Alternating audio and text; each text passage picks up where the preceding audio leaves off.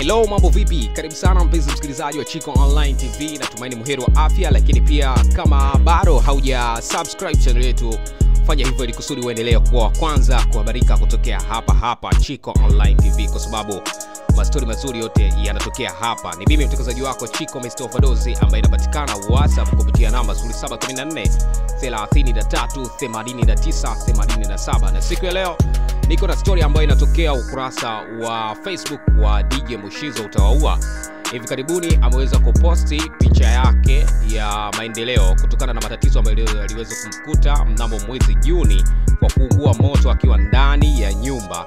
Hivyo tangu mwezi Juni tarehe 12 ndio aliweza kutoa posti yake kwa kuwataarifu umma, lakini pia mashabiki na watu wengine wote ambao wanaendelea kufuatilia muziki mzuri kutokea kwake, ya kuwa kwamba yeye amepata ajali na kwa sasa yupo hospitalini anapata matibabu.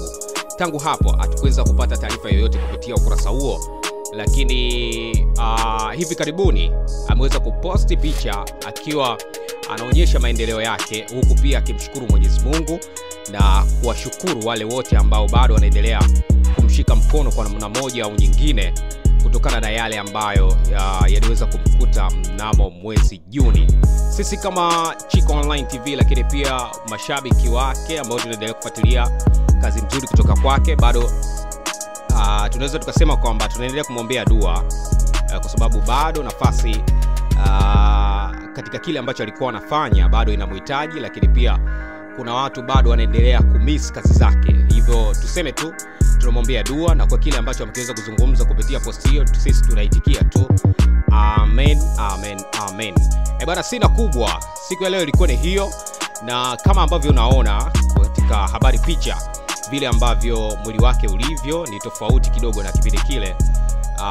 Hii yote inaonyesha kuwa kwamba anaendelea vizuri. Bwana, sina mengi zaidi. Mimi naitwa Chiko Mr. Overdose, kama ambavyo nimekwambia kwamba anapatikana WhatsApp kupitia namba 0714 33 89 87, na hii ni Chiko Online TV. Cha kufanya ni kuweza kusubscribe ili kusudi uendelee kuwa wa kwanza kuhabarika kutokea hapa. Bwana, sina mengi zaidi. Kubwa ilikuwa ni hiyo tu today.